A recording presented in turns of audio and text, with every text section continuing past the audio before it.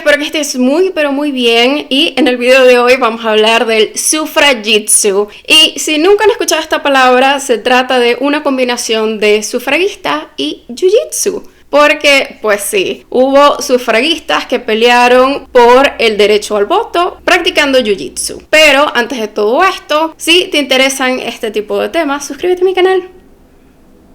Dale click.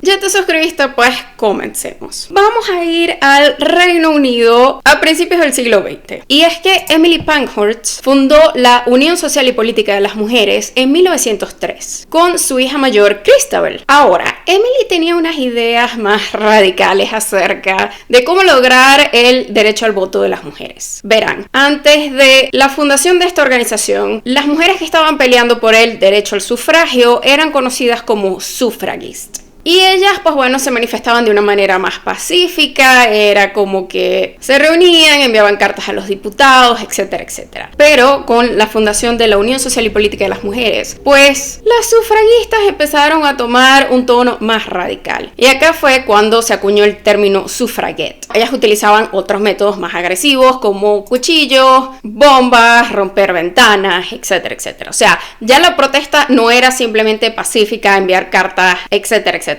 Ya era como que qué medios podemos usar para que en verdad nos escuchen. Siento que esto es parte de la historia de la cual no hablamos y que no nos cuentan, porque pues bueno, mucha gente piensa que las mujeres logramos el derecho al voto repartiendo galletas a los diputados afuera del Parlamento o afuera del Congreso, y nada que ver. O sea, hubo muchas mujeres que pelearon por el derecho al voto que fueron muy radicales, tanto así que muchas postales antisufragistas de la época mostraban cómo las activistas eran retratadas como monstruosidades femeninas desquiciadas y desorganizadas. Como resultado de todo esto, pues evidentemente la policía se empezó a involucrar más y más. Y llegó un punto en que dejaron de ver a estas mujeres como seres humanos. Porque si bien estas mujeres utilizaban la violencia generalmente era más que todo hacia cosas. Pero acá llegaba la policía y luego recurría a tácticas súper violentas hacia estas mujeres. Tanto así que las suffragettes comenzaron a ponerse cartón encima de las costillas para protegerse. O sea, imaginen esto, ¿no? Acá entra Edith Garrud. Edith Garrud era una mujer pequeña, medía menos de 1,5 metros. Y ella siempre tuvo como que un interés hacia los deportes, hacia la educación física, en una época donde todavía se discutía si correr podía hacer que las mujeres perdieran el útero. No estoy bromeando.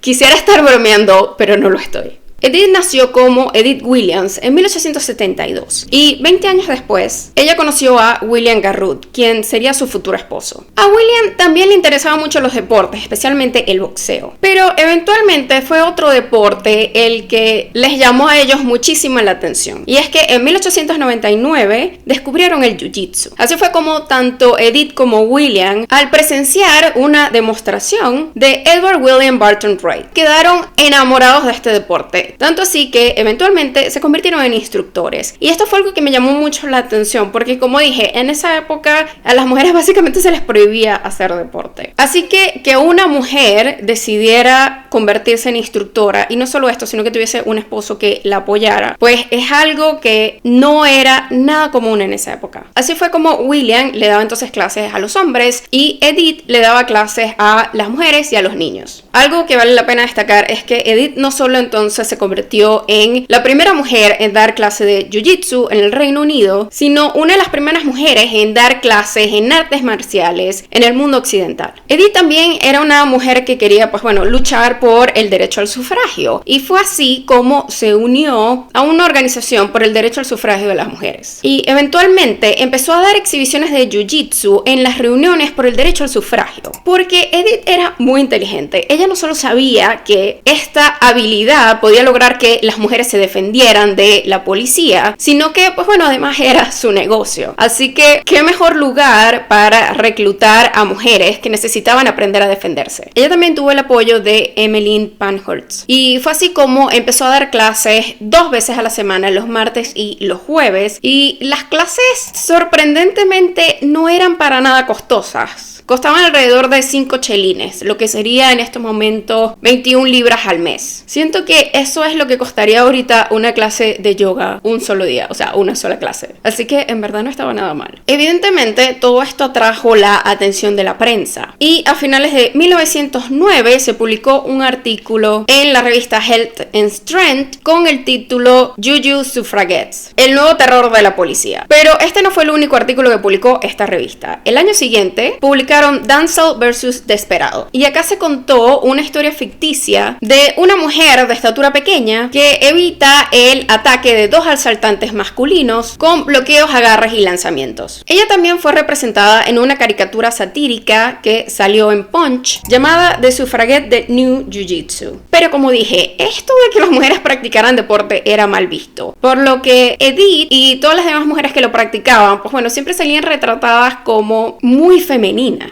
En fotografías, Edith usa un sombrero enorme a la moda que permanece en su lugar hasta que está en el suelo. Entonces, a pesar de la naturaleza física del deporte, Edith trata de demostrar que una mujer que practica jiu-jitsu puede ser elegante y respetable. Eventualmente, los enfrentamientos entre las suffragettes y la policía llegó a un punto de ebullición. Y acá vamos a hablar de algo conocido en ese momento como el Viernes Negro. Y sé que han habido muchos Viernes Negros. Yo estoy grabando este video en noviembre, donde pues bueno, acaba de pasar el Black Friday, que es todo esto de las compras. Pero acá vamos a hablar de un Viernes Negro súper oscuro. Y es que pues bueno, alrededor de 300 suffragettes quisieron marchar hacia el parlamento y cuando llegaron se encontraron con 6.000 policías. Sí, 6.000 policías. No sé qué pensaban que iban a ser 300 mujeres, pero 6.000 policías me parece algo excesivo. Muchas suffragettes tuvieron heridas graves, 2 murieron y alrededor de 100 fueron arrestadas. Después de esto, evidentemente las mujeres se radicalizaron. Y